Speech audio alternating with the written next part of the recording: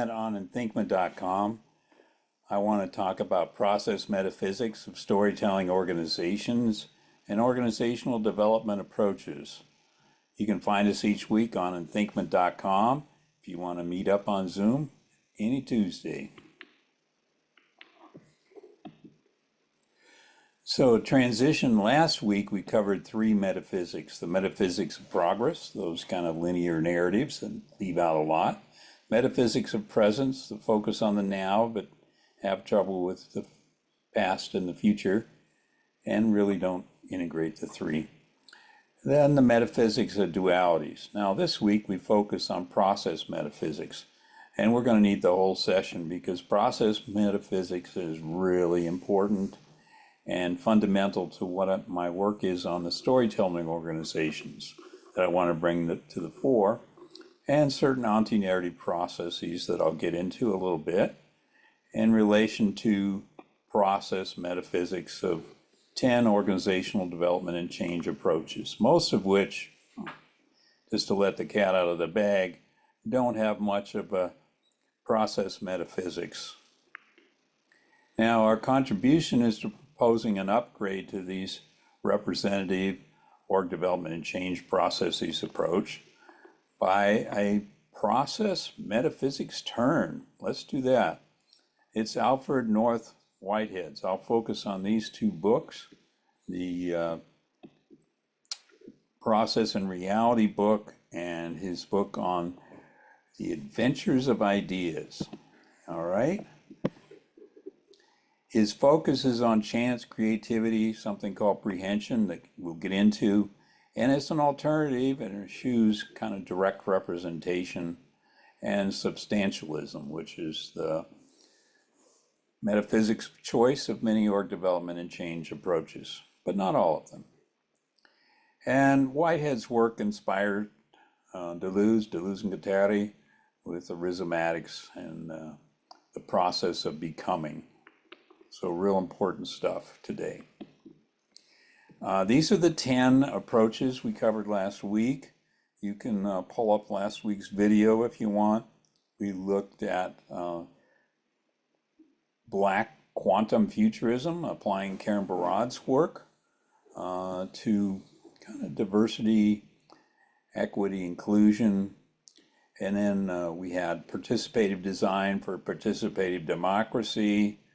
And both of these have a strong focus on ecology and a little bit of a post-human approach. True storytelling kind of sits right in the middle of a post-human approach in the world of being, the world in being. Process consultation, however, is focused just on human relations. Socioeconomics focus on human and material relations using scientific method. And we'll get into kind of a review of each at the end, but reengineering kind of is the bad boy. It reduces process approaches in storytelling organizations to a very mechanistic, very structured, top-down, expert-driven approach. Org development in its classic form had a lot of participation, but again, it's limited to human participation. Action research in the Handbook of Action Research says that it's all about social constructivism. Appreciative inquiry denies the negative stories, and we'll get into why Whitehead considers the negative prehension concept we'll define soon is very important, not just positive prehensions. Transorganizational development focuses on bracketing the world, Edmund Husserl. And I worked in there at UCLA for some 6 years and was totally Husserlified. Now, what are storytelling organizations? That's my own work. Look at these two, 1991, 2008, there's a bunch of others. But storytelling organization has been defined as a collective storytelling system in which performance of stories is a key part of member sense making. That means to allow them to supplement individual memories with institutional memory. So with the work of Alfred North Whitehead's process metaphysics changes my understanding of this whole sense-making process and the institutional memory. I get a lot more contribution by turning to process metaphysics. Whitehead's notion of creativity and process of becoming, what he calls the prehensions, they're positive and negative. We'll look at a few of those later. So just hang in there, I'll define it. Aligns quite well with antenarrative processes that I've developed. If you want to know more, go to antenarrative.com.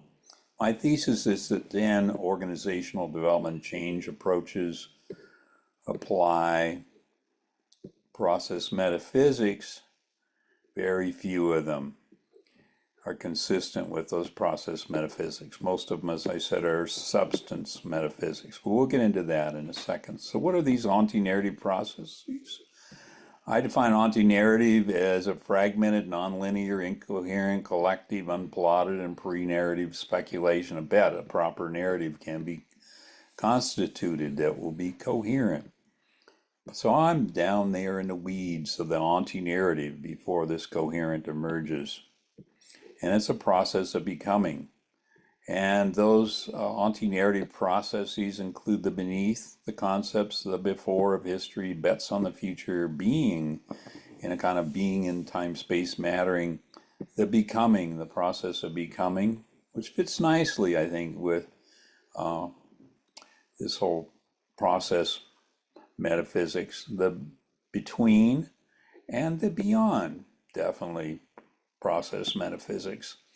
So I want to shout out to Robert Chia, the University of Glasgow, lest you think I'm just out here in left field or right field, wherever you want to put me. I spent a lot of time in left field as playing Little League.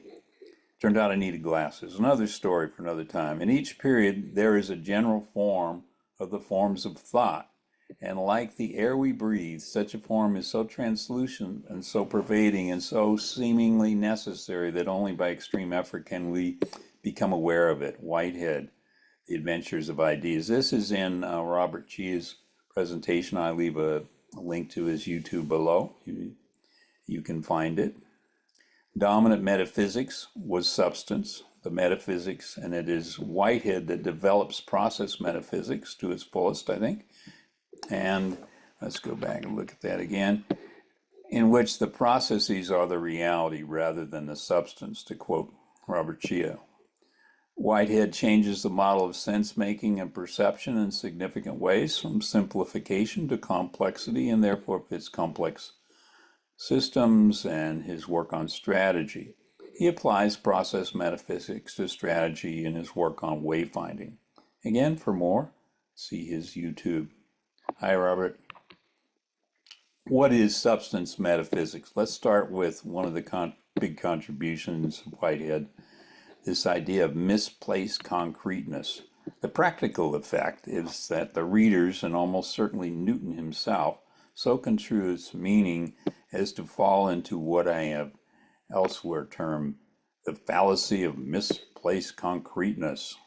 It's where you treat things as overly concrete and they're not. What's important is the process of becoming, and we'll get into that. The exclusive dominance of the substance quality metaphysics was enormously promoted by the logical bias of the medieval period, and it was retarded by the study of Plato and Aristotle. The substance quality metaphysics triumphed with exclusive dominance in Descartes' doctrines. Unfortunately, he did not realize that his notion of the res vera did not entail the same disjunction of ultimate facts as entailed by Aristotle's notion of primary substance. In any event, substance metaphysics is one side and quite dominant. Process metaphysics is kind of the new kid on the block and is gaining some ground, but it has a long ways to go. The process metaphysics. Thus, the foundation of metaphysics should be sought in understanding of the subject-object structure of experience. Again, we're not going to dualize that. And in the respective roles of the physical and mental functioning. Again, not dualizing it. It's interrelated processes. And this is from The Adventure of Ideas. I've listed where it's from. The exclusive reliance on sense perception promotes a false metaphysics, and this points to the limits of sense making and my own definition of storytelling organization that I gave you earlier. So I'm very interested in what Whitehead can contribute to storytelling organization theory and practice, as well as the 10 org development and change approaches. The doctrine is founded upon 3 metaphysical principles. One principle is that the very essence of real actuality, that is, of the completely real is process. Thus, each actual thing is only to be understood in terms of its becoming and perishing. And these, when he says thing here, the thing is a whole set of processes, interdependent ones, interactive ones. There is no halt in which the actuality is static self. In other words, it's constant change and flux. Static is an illusion. Played upon the qualification derived from the shift of circumstances. The converse is the truth. Constant change, process. It takes some newly defined words, and I hope you will get into learning some vocabulary from Alfred North Whitehead. We require together. There's a lot of together telling at our annual conference, so we're familiar with that one. Creativity, but this is a creativity of process work. Concretessence, how things come into being. Prehension, fits my antenarrative orientation. Feelings, not just emotions, but these are feelings of tonality and kind of what Heidegger calls mood now, or attunements, I think fits pretty well. But Whitehead was not a Heideggerian, so don't worry. There's a subjective form, the data, and data isn't the empiricist data, so don't worry about that. There's actuality, the becoming, and the process. So these words are interactive, and one extends the other. So let's start with concretessence. The word concretessence is a derivative from the familiar Latin verb meaning growing together. It also has the advantage that the particle concrete is familiarly used in the notion of complete physical reality. Let me just stop here and say that Alfred North Whitehead read and was conversant in physics. He studied physics and was mathematical physics before he turned to metaphysics. At an elderly age, actually. Thus, concretessence is useful to convey the notion of many things acquiring complete complex unity.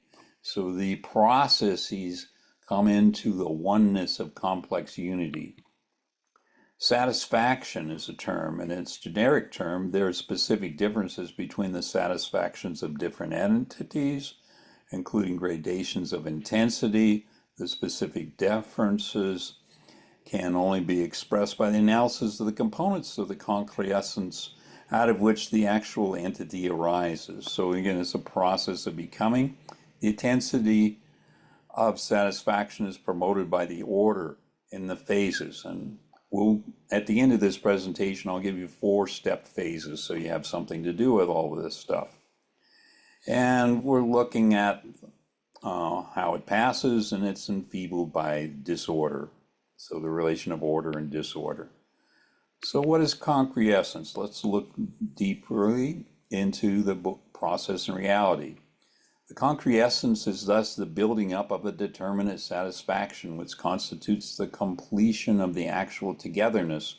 There's that word togetherness of discrete components. The process of concretessence terminates with the attainment of a fully determinate satisfaction, and the creativity thereby passes over into the given primary phase of the concretessence of other actual entities.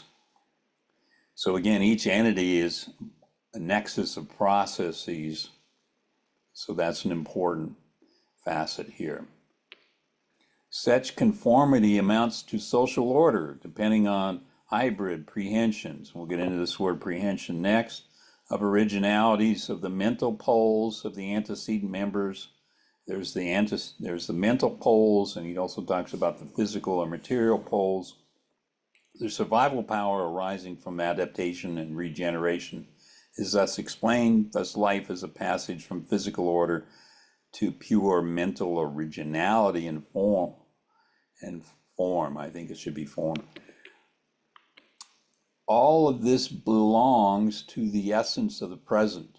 So he was influenced by Henry Bergson process notions, that process metaphysics. So, but he also talks about the past and the future and their interactions.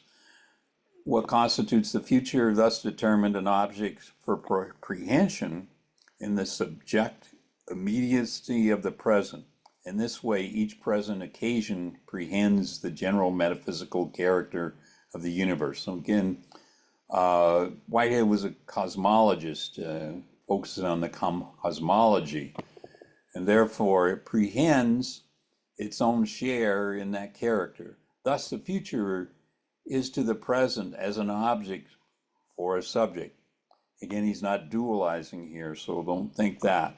It has an objective existence in the present, but the objective existence of the future in the present differs from the objective existence of the past in the present. So he has this rather complex understanding of temporality. Not only can the objects be prescribed, but also the corresponding affective tones of their prehensions.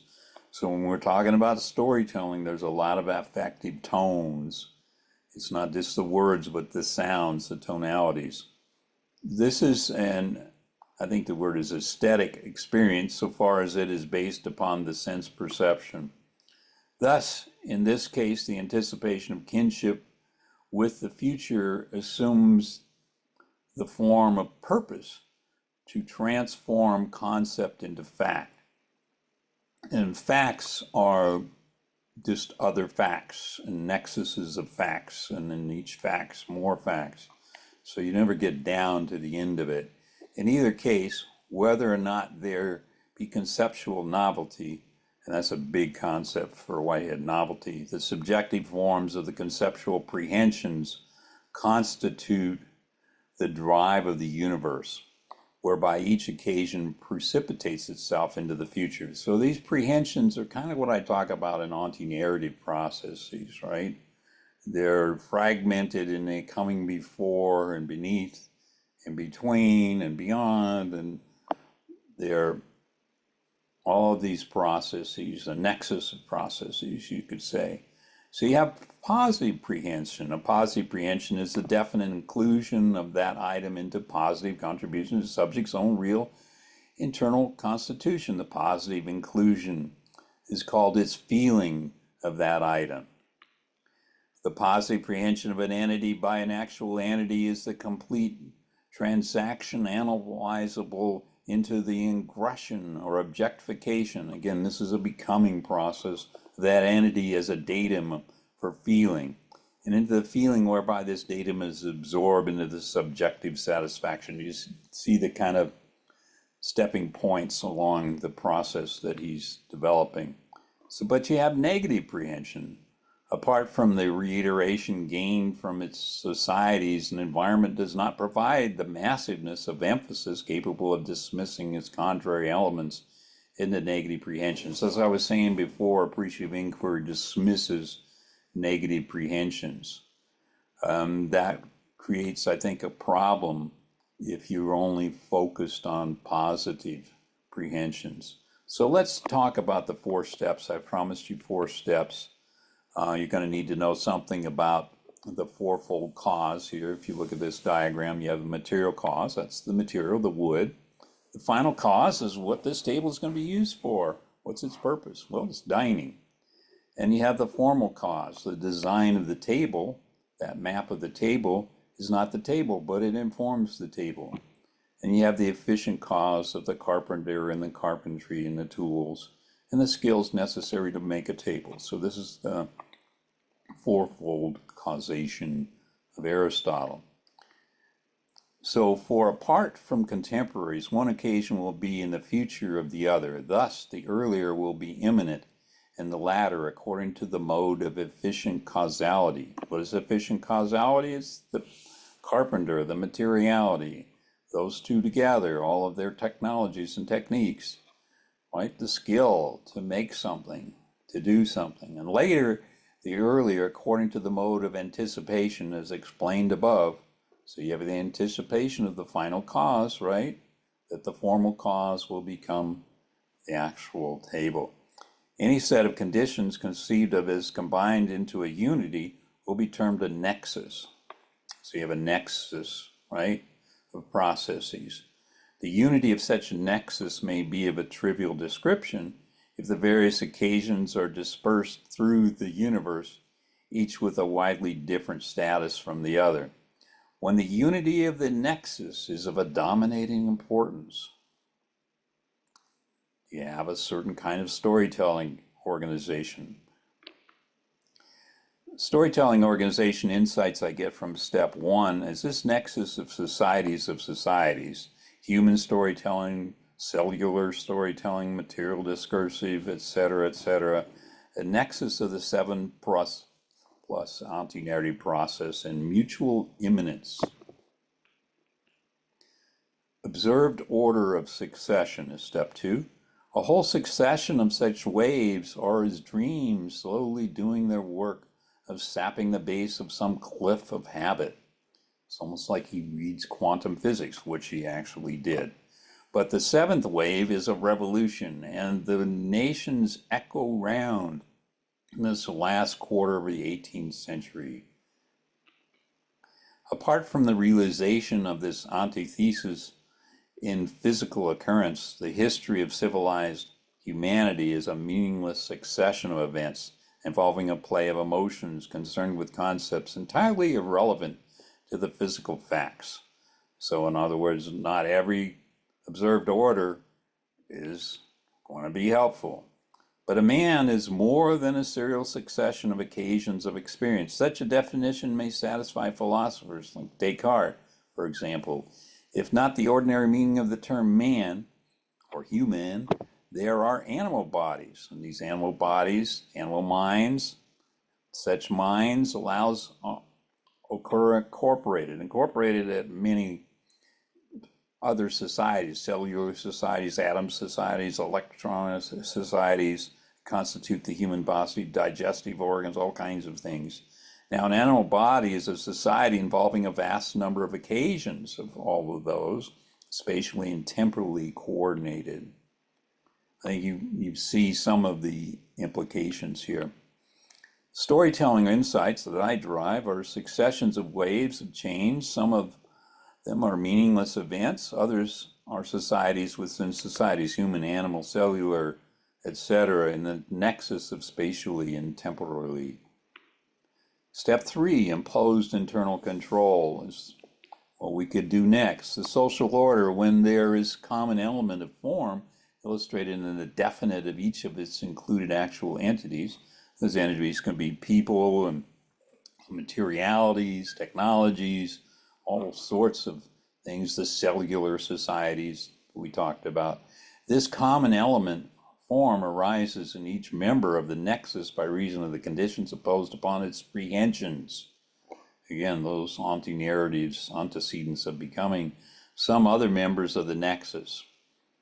These prehensions, be they positive or negative, I'm adding a little bit, impose that condition of reproduction by reason of their inclusion of positive feelings involving the common form. And you also have negative prehension. Such a nexus is called a society, and the common form a defining characteristic of that society.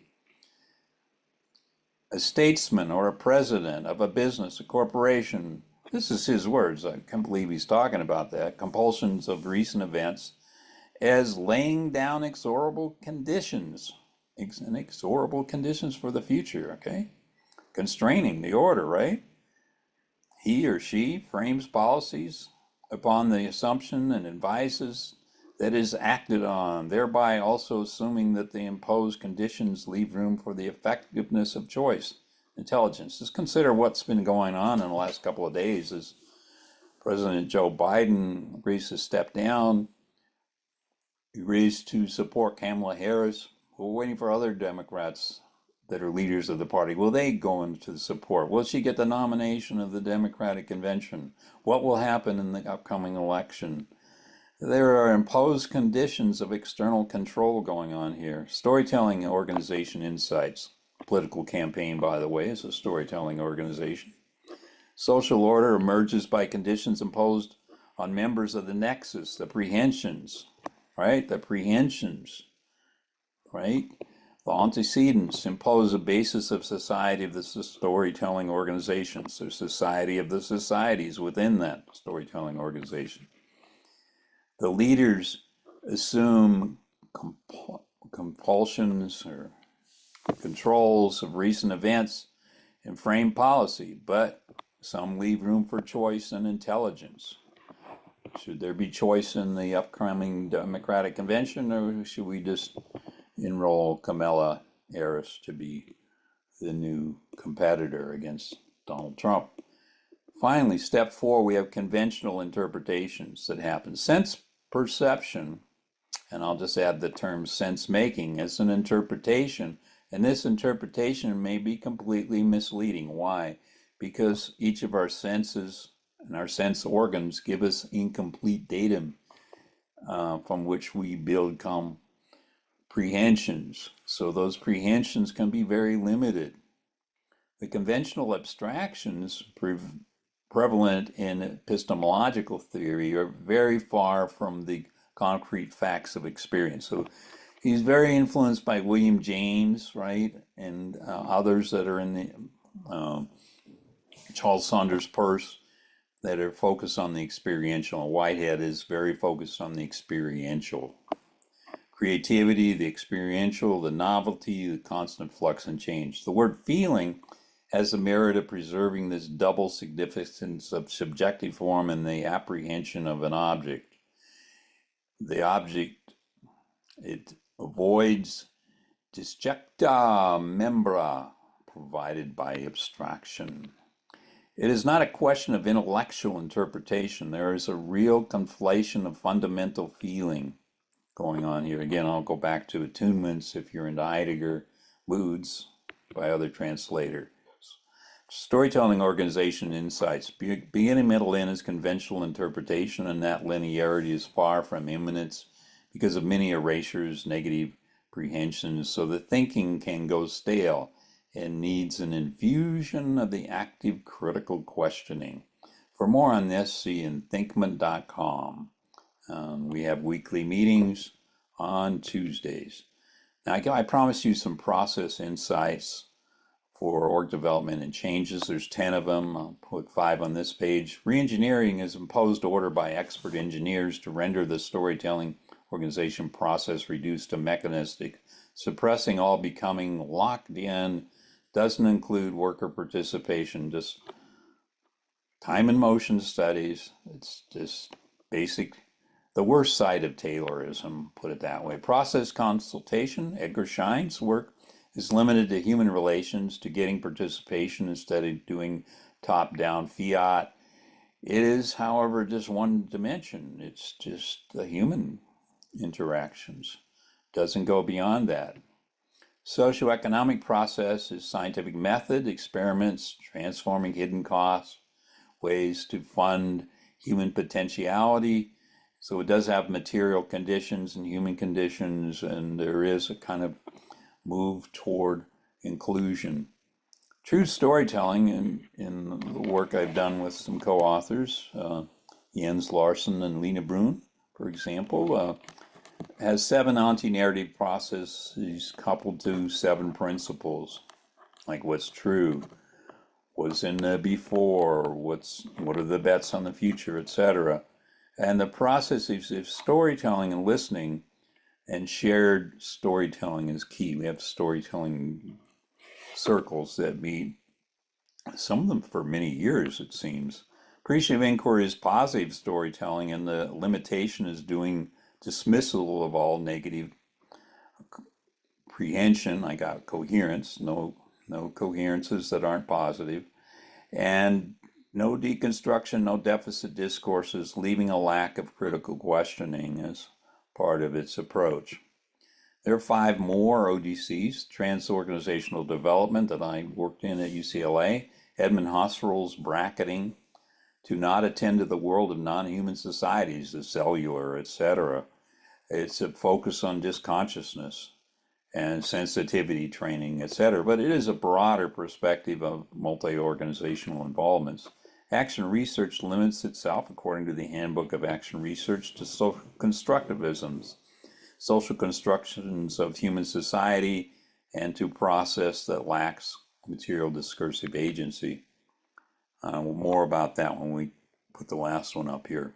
Participative design for participative democracy, Marilyn and Fred Amory's work, has jury nomination process to develop intervention groups and formulate the intervention itself. Strong focus on the ecosystem. So that's why I put it over toward part of the world of being, part of the human. It's not really post-human, so I didn't put it up there. Classic organizational development, a sort of founding practices of the field I was involved in 40 years ago, remains at the stakeholder human-centric level, and its processes are unidimensional, but not as mechanistic as process reengineering. Finally, Black quantum futurism applies Karen Barad's agential realism processes of participation among people whose histories have been erased, according to Niels Bohr. We shouldn't rely on the metaphysical, Barad says in her classic book, Meeting Universe Halfway, 2007. But she also says with the metaphysical assumption we started with, that there is only an electron, the undressed, bare electron, and the void, each separate from the other. Barad, sorry for the double A's, 2021 article. But notice how it's a society of electrons that Whitehead is talking about. And in an article on touching, as part of his title, but the line between physics and metaphysics is undecidable, says Baran. And I think that's a good thing to wrap up here with. So thank you for being in this presentation. We meet each Tuesday on Zoom, 1 p.m. Mountain Time. You can get all the details at inthinkman.com. Question and comments, come to davidboje@gmail.com. That's me. And I thank you. And I hope you have a wonderful day. And appreciate your tuning in here, all right? We appreciate your participation. And I look forward to seeing you on the next video. So in the meantime, dive into process metaphysics, Alfred North Whitehead. You can find most of his books in PDF form on Google, and you can get the PDF and search through it like I did and build your own presentations. All the best to you, and thank you.